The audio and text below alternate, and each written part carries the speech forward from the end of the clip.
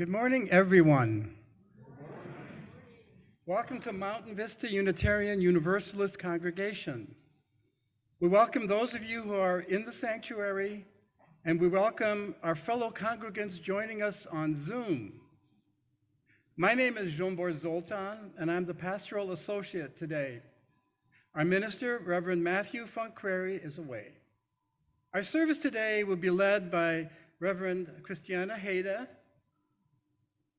I would like to acknowledge those of our congregation who volunteer to do work behind the scenes to make our Sunday service a successful experience. Our audiovisual team, Todd McNeely and Ann Tatum. Our camera operator, Chuck Tatum. Our Zoom host, Lee McNeely. Our consummate music director, Chris Tackett. Our song leader, Joel Yellen. Our religious exploration program for our children, led by Stacy Sosa, with MVUU volunteers to assist her.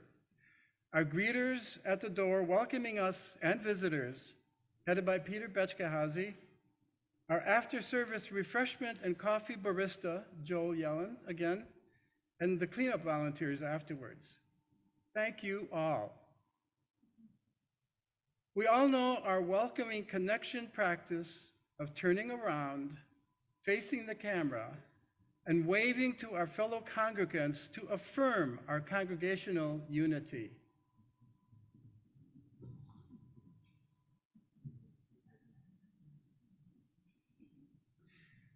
The theme for the month of January here at MVUU is dedicated to justice.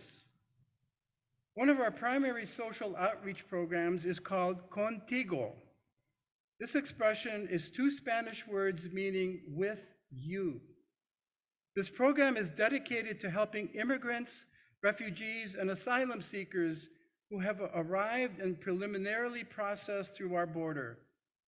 MVUU's Contigo team, led by Sherry Desmond May and Theda Ellis, also collaborates with members of the Baha'i faith here in Tucson, Ruha Temlock and Holly Heyman, and others. A member from the Southside Presbyterian Church, Cecilia Venezuela, and I want to acknowledge our English language teachers, which is so vital, of Janet Gray and Mary Dupuy.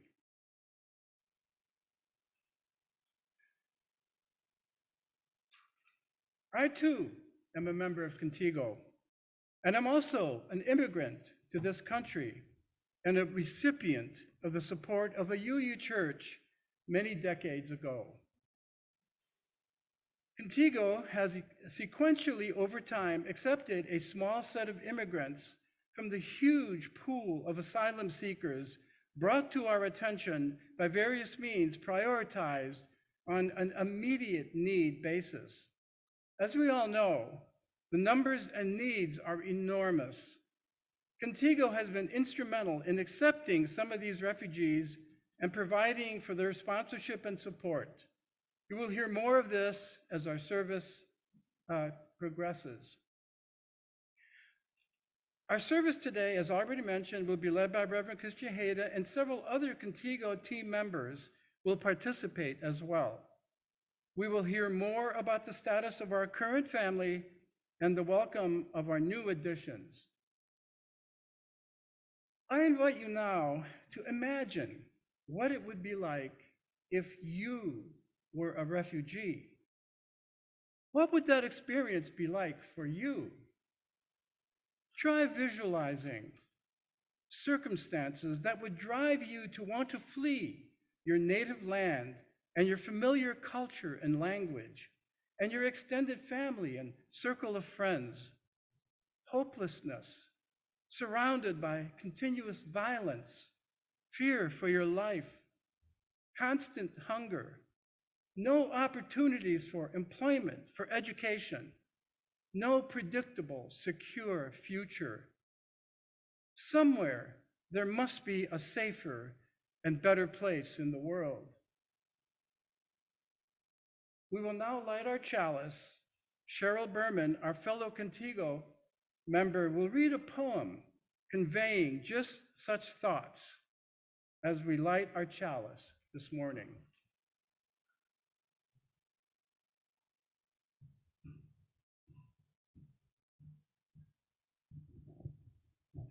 Good morning. Our poem is called Home by Warsan Shire, a British poet and writer, also an immigrant herself. Home. No one leaves home unless home is the mouth of a shark. You only run for the border when you see the whole city running as well. Your neighbors running faster than you, breath bloody in their throats. The boy you went to school with who kissed you dizzy behind the old tin factory is holding a gun bigger than his body. You only leave home when home won't let you stay. No one leaves home unless home chases you. Fire under your feet, hot blood in your belly. It's not something you ever thought of doing until the blade burns threats into your neck. And even then, you carried the anthem under your breath. Only tearing up your passport in an airport toilet, sobbing, as each mouthful of paper made it clear you wouldn't be going back. You have to understand, no one puts their children in a boat unless the water is safer than the land. No one burns their palms under trains, beneath carriages. No one spends days and nights in the stomach of a truck, feeding on newspaper, unless the miles traveled mean something more than journey. No one crawls under fences. No one wants to be beaten, pitied. No one chooses refugee camps or strip searches where your body is left aching. Or prison, because prison is safer than a city on fire. I want to go home. But home is the mouth of a shark. Home is the barrel of a gun. And no one would leave home unless home chased you to the shore, unless home told you to quicken your legs, leave your clothes behind, crawl through the desert, wade through the ocean, drown, save, be hungry, beg, forget pride. Your survival is most important. No one leaves home until home is a sweaty voice in your ear saying, leave. Run away from me now. I don't know what I've become, but I know that anywhere is safer than here.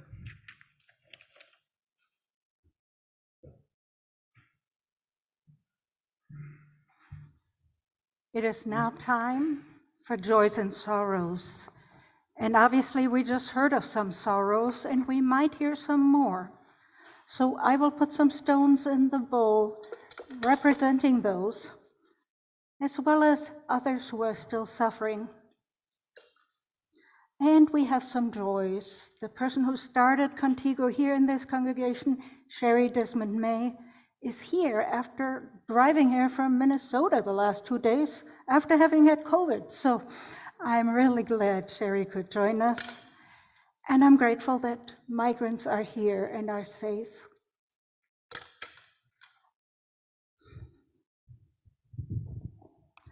Now we know that migrants from other countries are rarely welcomed into this land of immigrants. And if their skin is black or brown, it gets worse. As Unitarian Universalists, we welcome all. We welcome and value all, and that includes migrants with or without papers, people of any skin tone, culture, religious, political views, all gender identities and sexual orientations. Please join me in singing to all of those oppressed and suffering. The hymn, How Could Anyone, will be on the screens. And if those who need to look up close need it, it's in the blue hymnal on 1053. Let's sing this twice.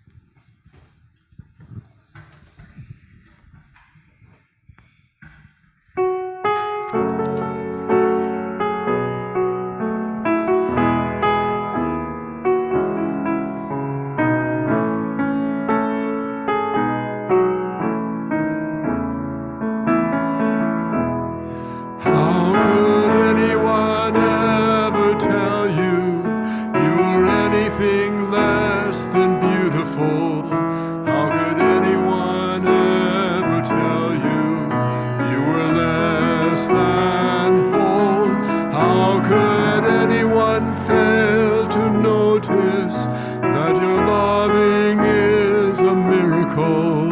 How deeply you're connected to my soul.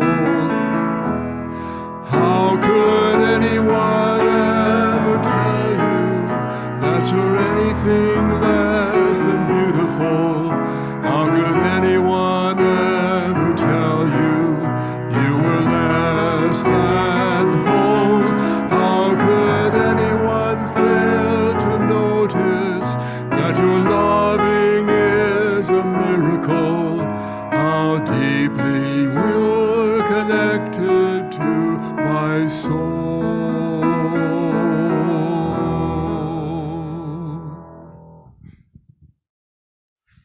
Leader, come up and let us know about the recent accomplishments of Contigo. Can everyone hear me? Is there something we can do about that? Okay. Last year, Sherry stood up here and introduced this congregation to our family. Kesnell is sitting right here.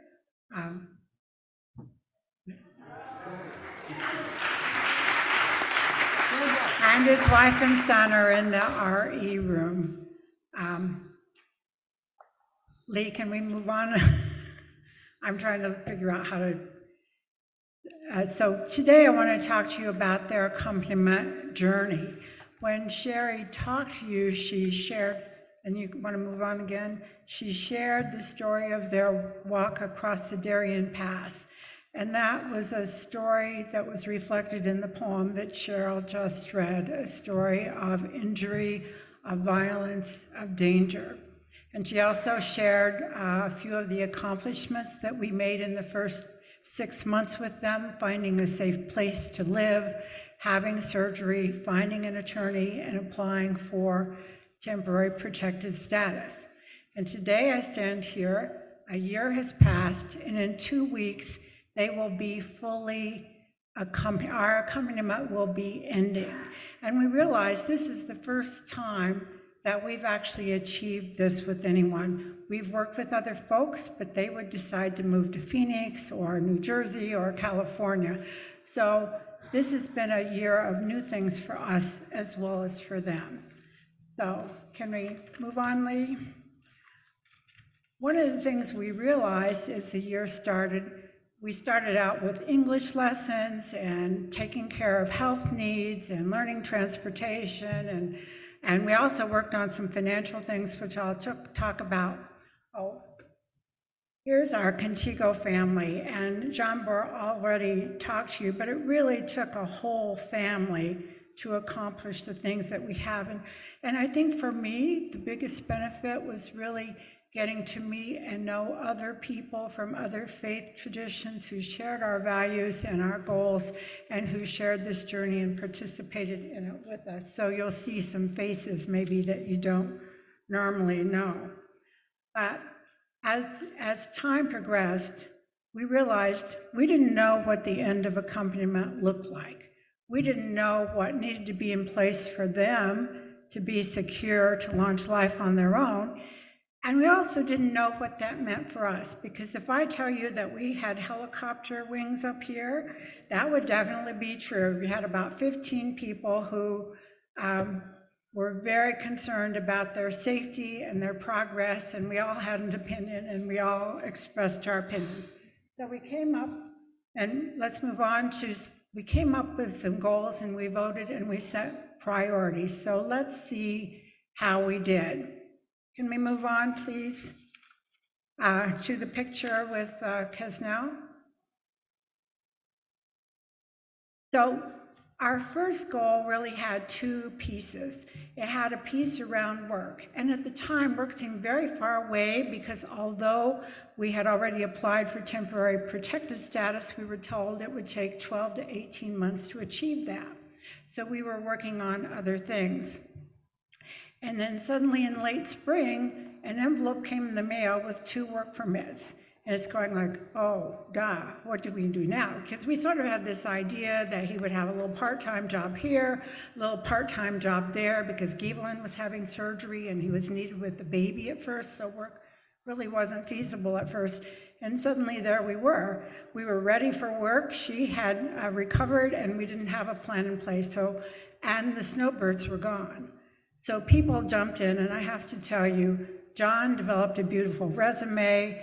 Mary Dupuy worked with them on applying, how to fill out an application, what you need to say in a resume. She led us to Interfaith Services, and Interfaith Services has this wonderful placement program, and Kesnell is charming, and he charmed them. And I was sitting in the office with them, and they called up Precision Industries and said, we have someone you need to hire. And he started work the next Monday, full-time, with a future. Okay? So, the story goes on from there. It was a hot industrial job. Here he's demonstrating his new clothes. We had to get him some clothes that were all cotton because he was going in and out of a hot oven every day. And there's a downside to this story. His hours were 1:30 to 10:30 at night, and he rode his bicycle to the bus stop, and he took a bus, and then he had to change buses and take a second bus and then ride. And we were suddenly discovering not only did the bike not have an adequate light, and he didn't have safety things, but you know, bus drivers in Tucson don't always stop for a black man in the middle of the night. So often he was left in the middle of Tucson without transportation with his bike, riding. And as we were pondering what to do, he took things into his own hands. He said, well, I'm going to get a different job. And the next thing we knew, he was starting at Lexus of Tucson, making the same money. He's going to be getting a promotion or a raise soon. His boss is starting to talk to him about benefits, which are starting soon. And best of all, the hours are 8 to 5, and they give him plenty of extra time. So employment ticked off.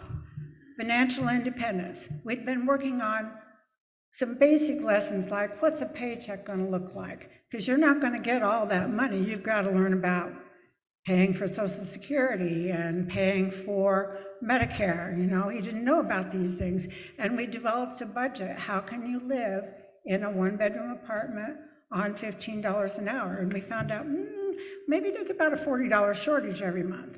But we figured this out, and we started looking for an apartment, and the next thing we know, he says, well, I'm not going to pay $1,000. I can only afford $800. And all those apartments we found, he found his own beautiful little apartment that costs, guess what, $799 a month. And he made some decisions about what can we afford, what can't we afford, and decided to postpone internet and things like that until they were comfortable. So here's a picture of his new apartment, empty. A month ago today, Sherry and John Bohr and a few of us, that's our moving crew, moved the family into their new apartment, and it's a lovely small apartment with grass where Kerwensley can play, a nice kitchen, nice bathroom. It ticks off all the boxes, and it's within what he can afford. The other good thing that happened is because we had a wonderful member of the Baha'i community who donated a place to live for a year, he was able to set aside money, so he has safety money. You know, all Americans are supposed to have 3 to 6 months in case of emergency. They have set aside their money. They have that emergency money. So financial independence ticked off, and affordable housing ticked off. The next thing that was important to us is health, because Evelyn's had 2 surgeries. She's gone from a wheelchair to a walker to a cane to now she's walking independently, and you'll see her later. A lot of physical therapy, a lot of trips to doctors, a lot of translation, a lot of working with social services and getting Medicare. They are now taking responsibility for all that. They have developed all those relationships. They're going off to their own appointments. They're taking care of their own transportation. That's ticked off. And then the last few pictures, here's Evelyn in the hospital after her first surgery. But we have a few pictures. Moving on. Oh, I'm supposed to be able looking back here. We like to celebrate. So we've had a lot of parties, and we brought our two families together with the parties. We've connected them to food bank, to other places. I think it's safe to say that we're feeling comfortable. They live on a bus route, a block from a grocery store. He rides a bike. They know the bus system. They have a phone they can pick up and call if there's a real emergency. Two of our members, not from the MVU community, but they're sort of serving as Ursat's grandparents. We know that there are people from Contigo who have adopted this family into their families. And the rest of us, we call them, we check on them, we're their emergency backup, we go spend an afternoon at the zoo with them. This has been quite the journey. And then one of the things I'm really happy to say is that one of our members, Amanda, who is a speech pathologist and bilingual, she was taking her son over once a week this summer and helping Kerwensley learn how to play with another child and modeling what it's like to parent a 2-year-old. You know, 2-year-olds aren't easy for anyone, particularly first-time parents. So Amanda's had a nice influence with this family as well. A couple of other things happened this year, and they go back to the family taking responsibility for themselves. So Kesnel decided he wanted to drive, and unbeknownst to any of us, he just showed up at DMV, got materials, studied, took the test a couple of times, got his driver's license before he had his work permit. Who knew? The other thing he did was he decided that he wasn't happy with his attorney. So we helped them find a new attorney who speaks English, and she has really worked for them, not for us. So as they're working through the asylum application, they've changed their direction, and she's taking her lead from them, not from us, and they're reapplying for asylum using a different methodology, something we didn't even know was available. And there's an upside to that, a downside, but it's their decision and what they were doing. So it's been a year with lots of challenges, lots of highs, a few lows, some eye-opening, but here they are. They're healthy, they're employed, they have a financial backup, and they have friends in the community. So I think I can say safely, we've ticked off all the things that we thought needed to be in place for them to be independent and for us to let them be independent. So as we move into the new year, I just want to say working with them has been a privilege. It's been a study in courage, in perseverance. They've been not only inspired us, we're in awe of them. And I don't even know what to say. But anyway, I would like to introduce you to Kesnel, who has a few words he'd like to say, and Mary, who's going to help translate for him.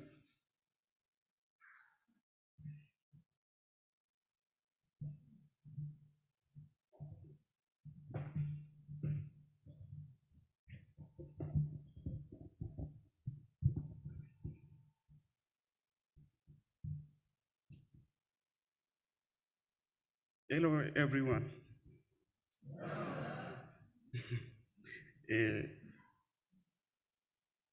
I am family Silvers. I'm from Haiti. Last year, my English is not perfect. It's okay? Okay. Today, I'm so happy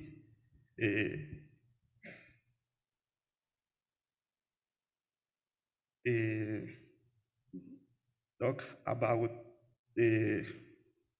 my experience for the Contigo.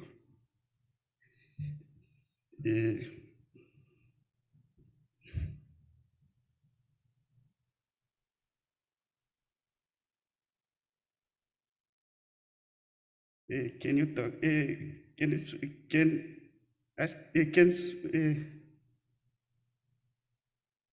Spanish much better for me. Okay. Año pasado, yo vine aquí, aquí en Estados Unidos. No tiene familia.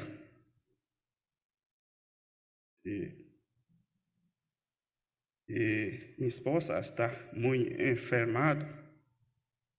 No tiene familia en Tucson. Contigo es mi grande familia para mí. We came here a year ago, and we had no family. My wife was gravely ill, no family. Met Contigo. Contigo ayuda todos, casa, comida, ropa. Mucha cosa contigo. Ayuda buscando ahogado.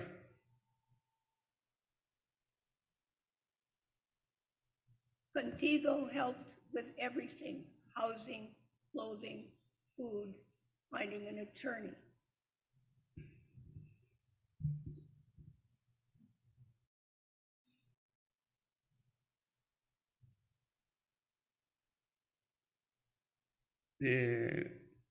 Thank you, Contigo, thank you.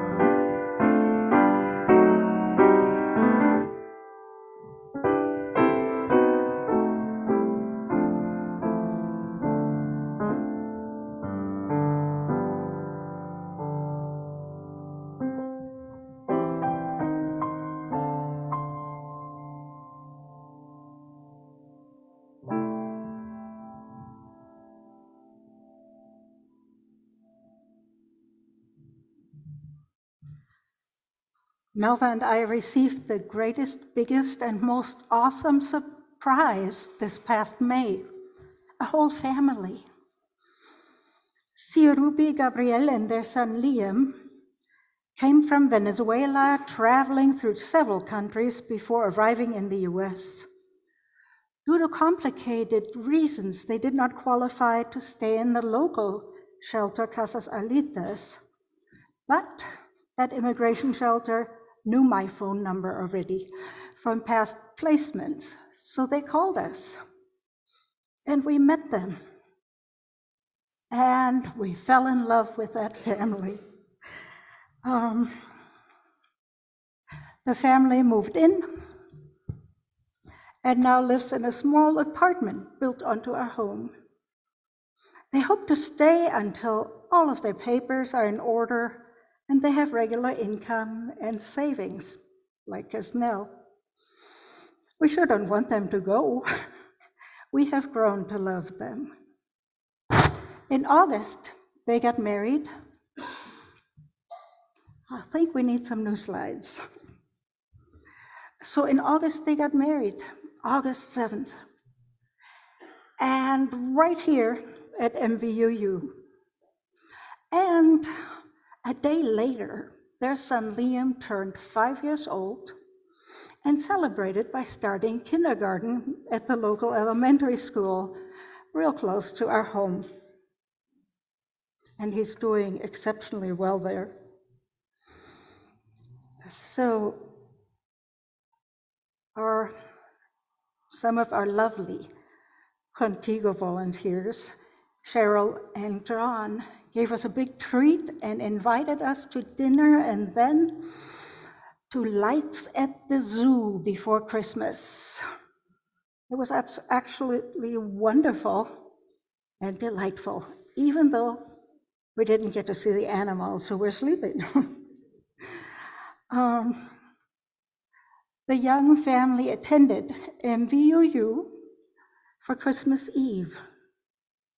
In the middle is a picture of them with a Christmas tree here. And after that, they had their first Christmas morning in the US, and we loved unwrapping presents together. They're making friends. They're a delightful family. Let's see what they have to say.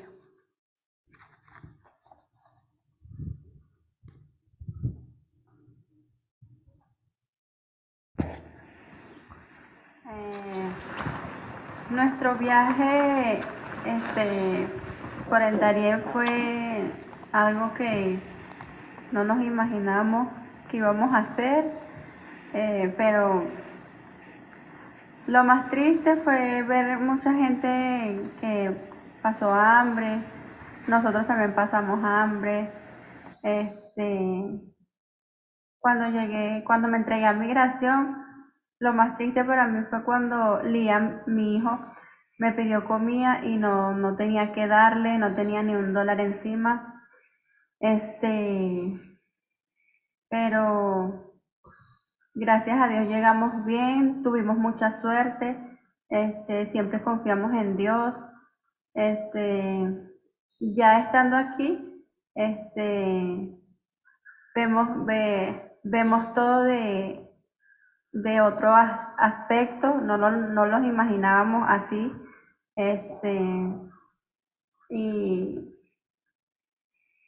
nuestro viaje fue fatal, un poco fuerte, rudo, pero valió la pena.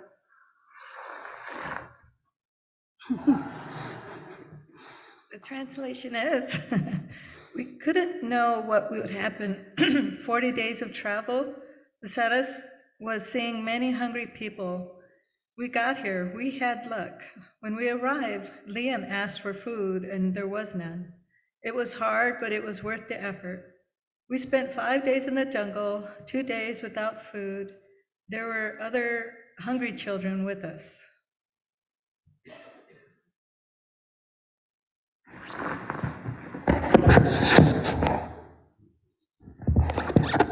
Nuestro viaje, ven acá. Nuestro viaje a los Estados Unidos fue fuerte. Duramos 5 días en la selva, en los cuales de los 5 días que duramos en la selva, duramos 2 días sin comer. Lo poquito que teníamos se lo damos a los niños. Nosotros veníamos con 6 niños más, él y 5 niños más, que eran los primitos de él, y lo que nos quedaba se lo dábamos a ellos. Y en México también fue fuerte, el viaje, el tren, pasamos mucho frío, hambre. Llevar ropa. ¿Ah? Llevar ropa. Habla duro. No pasamos de ropa. ¿Qué dices? Que les regalaron ropa. Ah, nos regalaron ropa para el frío, en el tren. La chaqueta. Ah, nos regalaron chaqueta. ¿Qué más? ¿Caminaste mucho en la selva? ¿Y pues habla? Sí. Ah, caminamos mucho. Bueno, sí. Cuando llegaste aquí. Cuando llegamos aquí fue difícil, muy difícil, porque Sirubi estaba en otro lado con el niño, yo estaba detenido en migración, no sabía a dónde estaba mi familia, no sabía nada de ellos, hasta que me logré comunicar con ellos y ya nos encontramos y ahí decidimos venirnos a Tucson.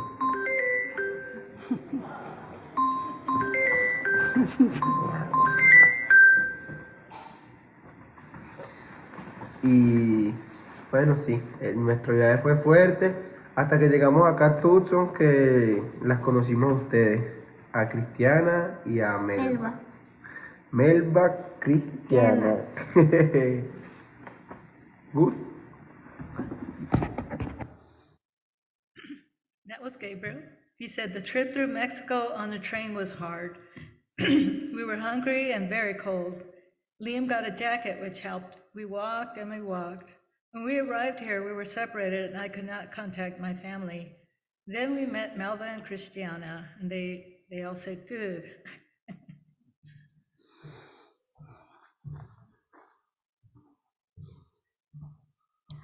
Please stand for the next song. It's one of my favorites, 159 in the Gray Hymnal, if you need to look that up. Otherwise, the words, of course, will be on the screens. This is my song.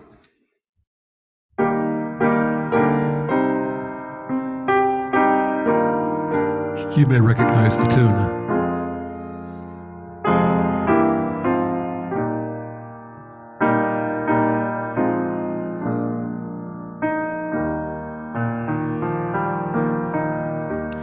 This is my song, O God of all the nations,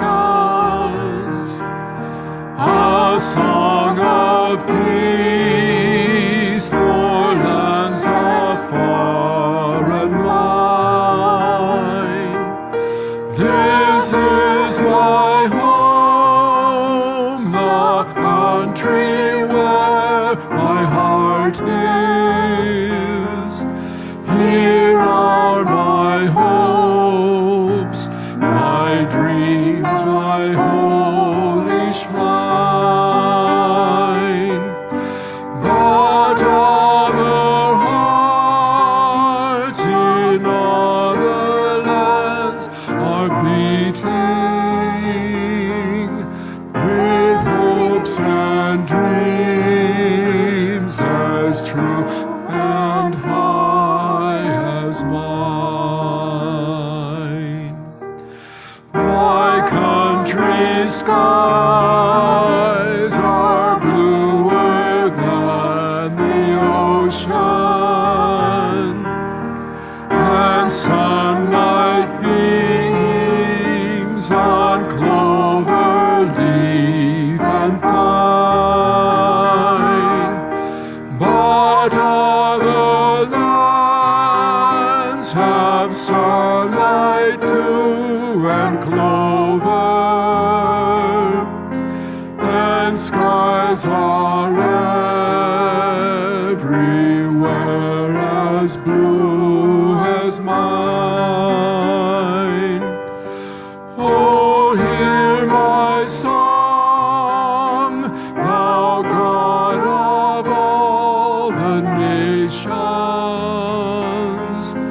a song of peace for their land and for mine.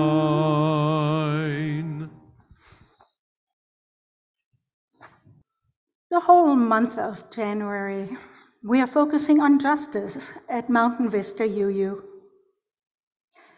And part of justice is involvement, connection, and engagement. That fits right in with Contigo, our immigration program. There are two main levels on which we get involved. One happens on the inside. Our minds, our hearts, our emotions and thoughts. The inner engagement and connection can be challenging because when we leave our heart wide open, we might experience feelings. For many of us, the war between Israel and Palestine has been like that. We see images, we hear stories and statistics, and know that civilians on both sides are suffering and dying. We may choose to engage our hearts and compassionately connect, even though that makes us vulnerable to the pain we see in others. Actually, that is how Buddhism started. Siddhartha had been protected in a castle until he reached adulthood, and he had never gone outside the walls of that castle. And when Siddhartha stepped out, he saw people suffering and dying for the first time in his life. And he immediately stopped and sat and felt. And that was the beginning of Buddhism. There are also stories of Jesus connecting with people very much with his heart, a deep connection, a healing connection, and wisdom that goes beyond thought. Now, we cannot engage and connect to every issue that is out there.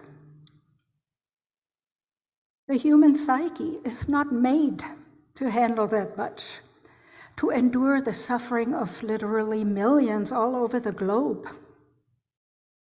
If we could roll back time 300, 400, 500 years back, most people got their messages and information sent through carriers who would walk or ride or even go by boat. And if they were lucky, finally got to deliver this message. So most people of that time knew their family, their neighborhood, their little town, and what was happening there, and that was it. Now, that allowed them to cope with news, even with difficult news, because it came bit by bit, no onslaught of millions. Now we have access to news from all over 24/7, and we are in trouble. Many people get secondhand post-traumatic symptoms. We may try to protect our hearts and minds by becoming numb to certain issues or everything. There are many ways of doing this: by being busy or sleeping too much, by distracting ourselves or using substances that affect the function of the brain. But living without engagement and connection is really not living at all. Now here we have a possibility, a choice of where and when to open our hearts and feel.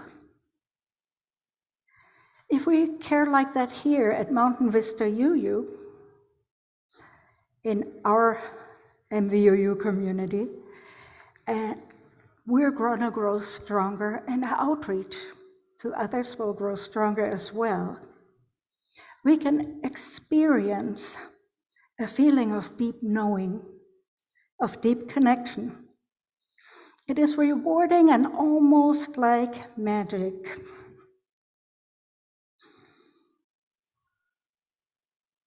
The authentic self dares to deeply connect with another. Love takes shape, not just as a feeling, but as involvement. Our commitment and desire to act then can kick in, because we felt inside first. Now, I have been fortunate that I am an immigrant, but came at a time and an origin where people did not get hassled.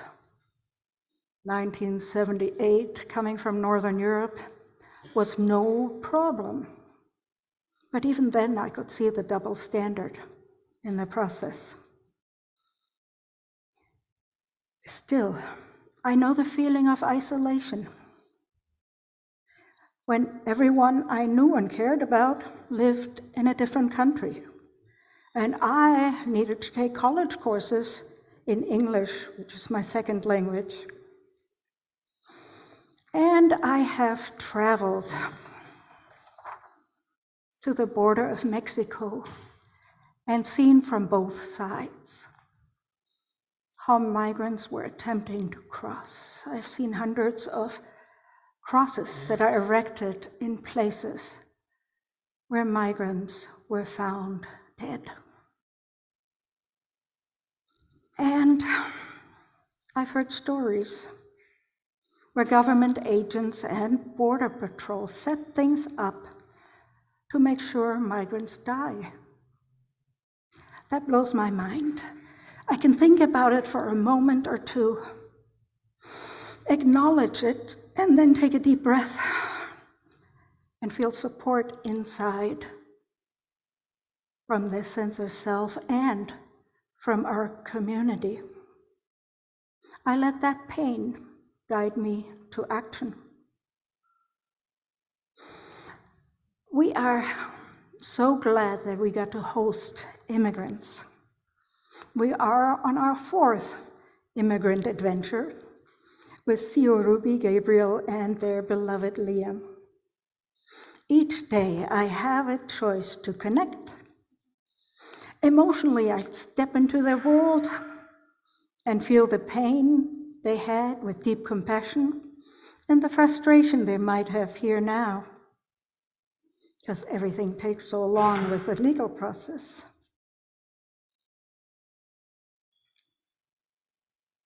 We physically spend time and share food and help each other in any way we can. That is when all 5 of us suddenly acknowledged that we were family. We dared to have our hearts wide open, and a deep, loving connection evolved. I am so grateful, and I hope this will continue even after the family moves on in a year or so to live independently. That is where my heart and my wife has led me. And it is my job to continue to take time and listen to my wife's inner self and hear what's next. That is how we build dynamic community here and beyond. Are you intrigued yet? Or have the immense stories you have heard today intimidated or overwhelmed you? There are so many ways to participate in Contigo. Our family has not been to the Desert Museum, I think, nor the zoo during the daytime with animals, nor the botanical gardens, and many other outings we have had no time or energy to do with them. A simple outing can be such a treat, and you don't have to know Spanish to do it. Someone might want to give rides, like to a lawyer's appointment downtown, or even to grocery shopping. They might also love to get to know other people and share a meal at their place, or have somebody come over and go to the park with them and play games. See, those aren't heartbreaking challenges, but they are heart-healing gifts you might want to give. There might even be some people here or online who have an extra room or guest house or a camping trailer that can be hooked up. And maybe they might feel that they could host a family or an individual for short term or for longer term, whatever works for you. They might be just as happy going hiking and exploring your neighborhood. So how involved do you want to be? Now, as you can imagine, donating money is important. When migrants first enter this country, they are arrested and placed into prison, even if they're doing exactly what they were supposed to do, to ask for asylum at the border. The only way out of prison is if somebody sponsors them. So many migrants have been incarcerated for months and months and months and have no idea when they could possibly be released. I have an idea. If we had some money, we could sponsor them. We don't have to follow them through their whole getting settled time, but just getting them out of prison and connected with those who can help them further. My dream is that we have dozens of people over the next year that get set free because of you, and that whoever we do house gets to meet a lot of us to have fun with and get an introduction to details of American life. Now, one of the first migrants that I met from Haiti was Jocelyn and Juveni. Juveni was quite shy. Even with translation on Google Translate, he wouldn't say much about his past. But as we got to know him over the 6 to 8 months or so that he lived with us, he did say that he experienced horrible things in Haiti, and then on the way, basically walking from Chile, where they first landed, all the way up to Mexico. And he said what he experienced in prison was a lot worse than that. He would not say more. But anytime I think of that and feel compassion and feel some of that suffering, I am all the more motivated to do something. And here's the group that can.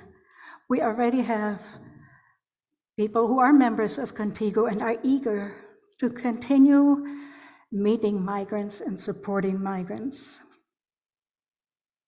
Now, I venture a guess that by now you have felt some emotions rise within you, on and off during the service maybe. Have you repressed them all and numbed out? Or have you felt some of them and are still feeling some sadness, shame, fear, guilt, anger, whatever, or overwhelmed? That's when we feel them all at the same time.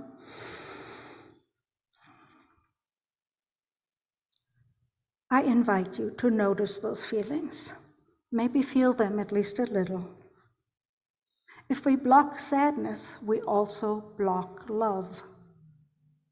And that's a risk we cannot take. Consider these emotions to be your allies, messengers from your deepest, wisest self within. Together, let's find the courage to hold these feelings and engage with them.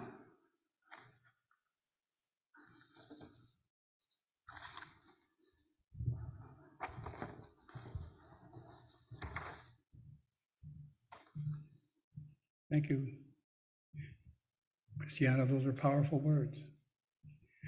So I was asked to say a few words about why I got involved with Contigo. As I have already mentioned, or you would guess from my name, Jombor Zoltan, that I am an immigrant to the United States. I am of Hungarian ethnicity. I was brought to these shores from post-World War II Germany at the age of 6 by my father, along with my 1 year younger sister Reka, in 1951, thanks to the Unitarian Service Committee. The Service Committee had found a family, the Birdsalls, members of First Unitarian Church of Detroit, Michigan, to sponsor and welcome and take in my father, a 32-year-old widower, and my sister and me. We were almost orphans, having lost our mother, who passed away when I was 2 years old. We lived with the Birdsall family, a husband, wife, and 4 young boys, for 6 months. My father had studied architecture, and Mr. Birdsall helped my father get a job at a prestigious architectural firm. The Birdsalls found a home for us to rent in the days when rental homes in the early 1950s all displayed signs, "No pets, no kids." What I'm getting out of my involvement with Contigo is the pleasure of paying back some of that cosmic debt that had been accrued on my behalf so many years ago. It's a wonderful feeling to be being able to help those with such significant needs today. It's been a pleasure to see our previous young men, Juveni and Jocelyn, spread their wings and set flight on their own path. And the Sylvester family, Kesnel, Doracine, and Kerwensley, now gaining increasing independence after having overcome so many physical and legal barriers and health issues. All of this thanks to you, our congregants' financial support, and our many volunteers who cared and are committed and involved. It gives great gratification to be part of a team so compassionate and dedicated. We now welcome Gabrielle and Shiorubi and their son Liam into our open arms. We are Contigo, with you.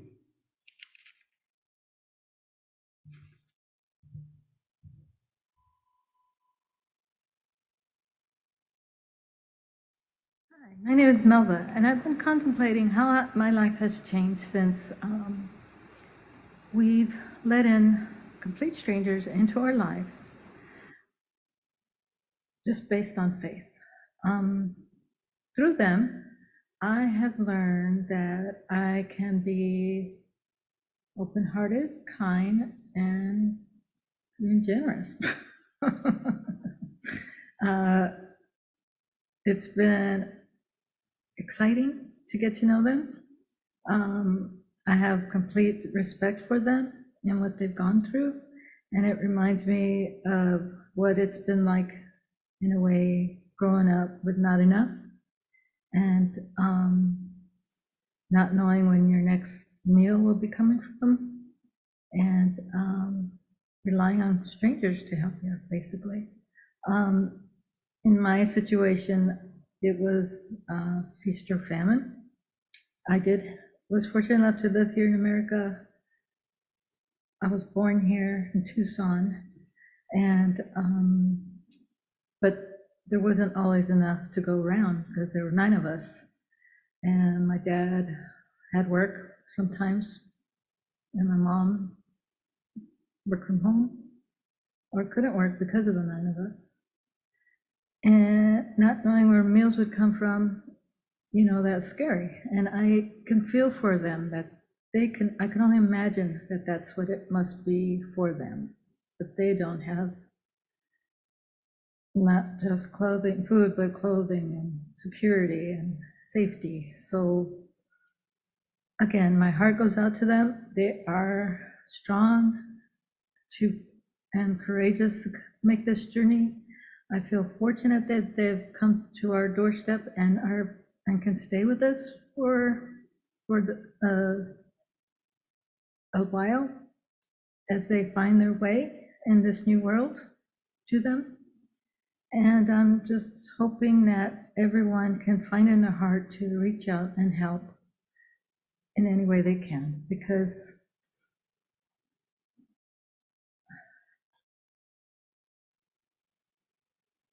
it's good for you as much as it's good for them.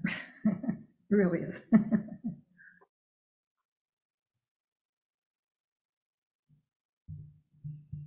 I invite you to a short meditation. Close your eyes if you are comfortable doing so, and take a couple of deep breaths. Breathe in deep, Breathe out long. One more. Breathe in real deep. And breathe out long. And let your breath return to its natural rhythm. Keep focusing on your breath and let yourself travel to a place within you where love dwells.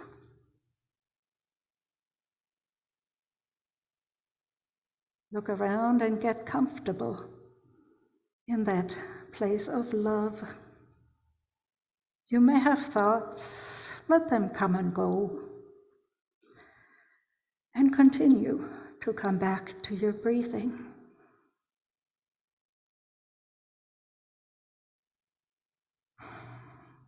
Immerse yourself in the love you have within, love you have received, and love you gave.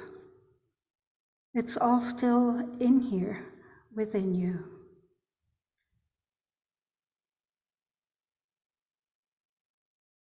Let yourself feel that love. Feel it through your whole being. Picture that love growing even beyond the confines of your body. And as others around you are in touch with their love, let's fill this building with love and expand way further. To all who are lonely, scared, and oppressed, to those who are in danger, let's send this love to all migrants who may be hungry and exhausted.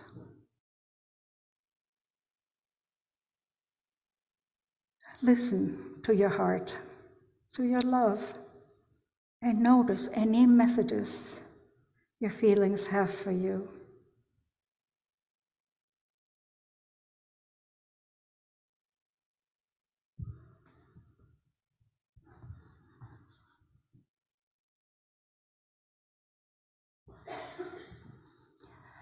And you may open your eyes and become present here once again. You may have noticed there's a small journal on or near your place. In it is a little index card. It says Contigo on top. I'd like for you to take a minute and look at it. It lists a few things you might want to do, and I'm sure you have a lot of other ideas, so fill them in. Just give us your name and contact information. Once you leave through those side doors, there's going to be a box on the offering table that says Contigo. Just drop your cards in there.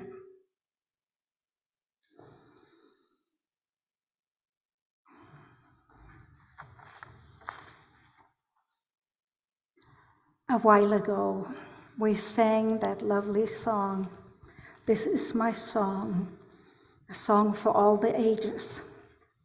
It's sung to the tune of Finlandia, and so is this next one. I always think of those as two halves of a whole. The next one gets more personal. We would be one, number 318. You're all warmed up. Let's hear it.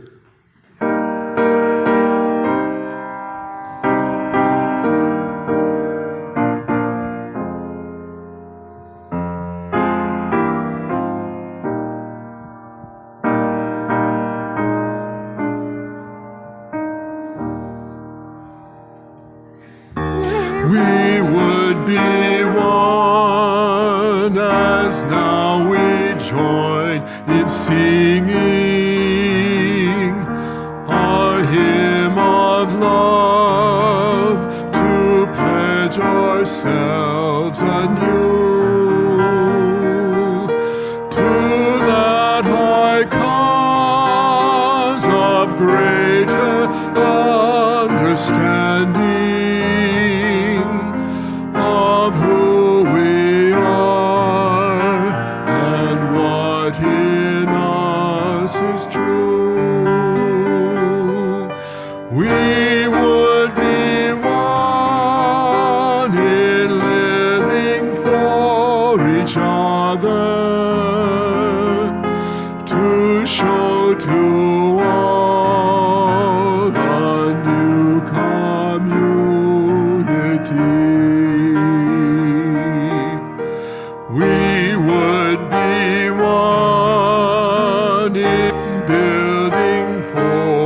tomorrow, a nobler world than we have known today.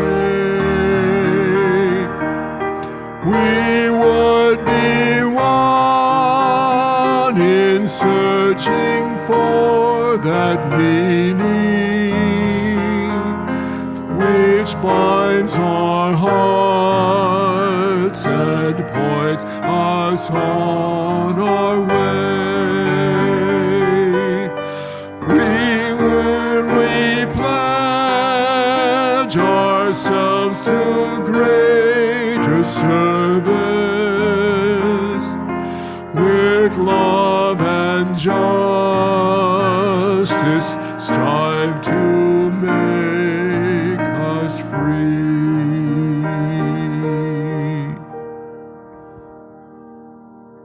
You may have a seat. We are close to the end of our service, but we're not done. We better not be. We're not done with the love we find within ourselves and among each other. We're not done with our compassion for those who are suffering and oppressed. We're not done with our work for justice through Contigo and in many other ways.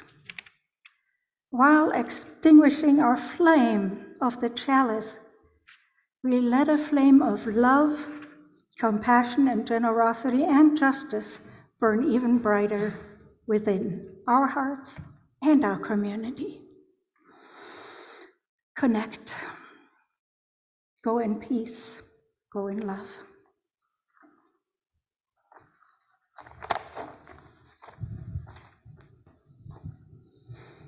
I have a few announcemements to make. This is a reminder to not to forget the congressional meeting, which will be held on Sunday, January 28th, after service at noon here. This event will be in both in-person and on Zoom. And then after we have a program for this month called Renew UU that will be held in the Ford Room after starting at noon, which is an opportunity for new members or new guest visitors to find out more about what Unitarian Universalism is all about and what our church is about.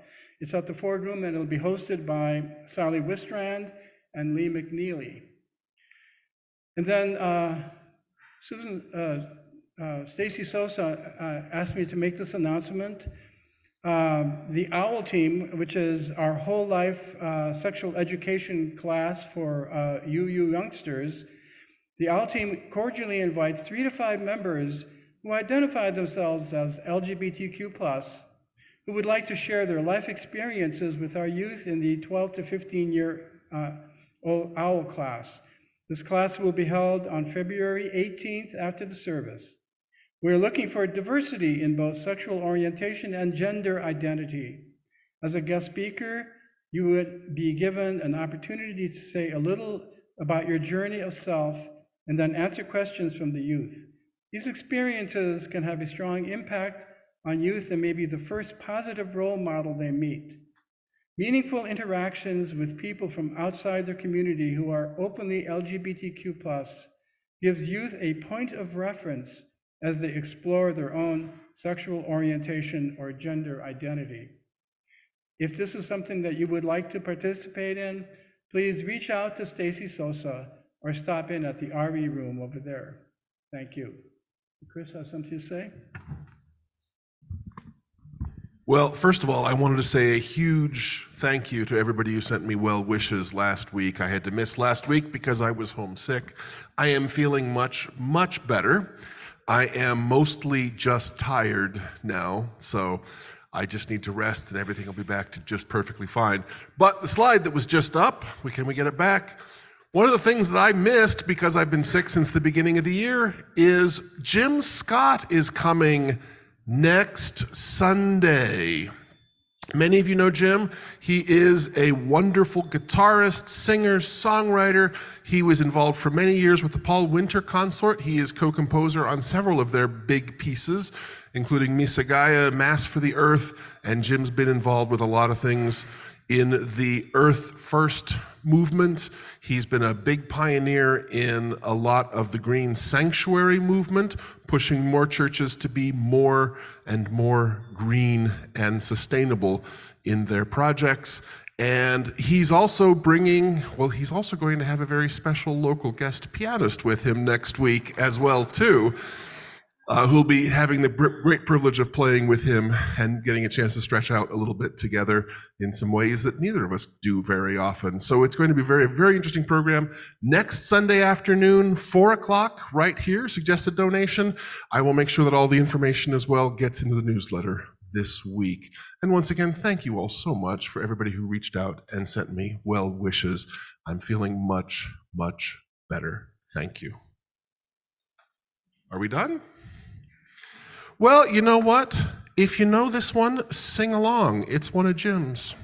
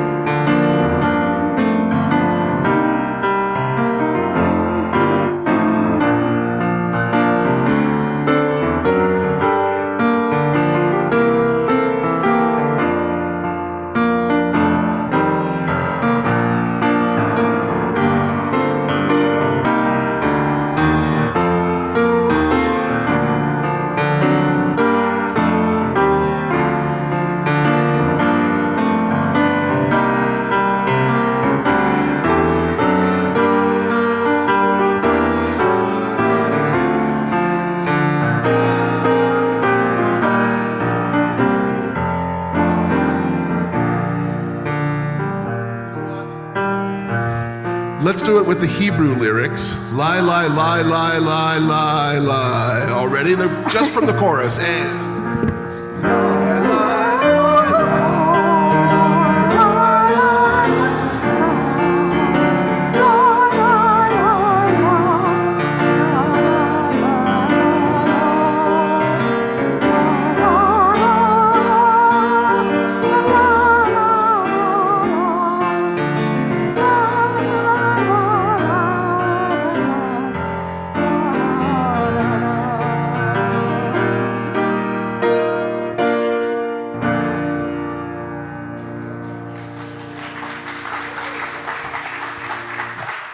Don't forget your cards.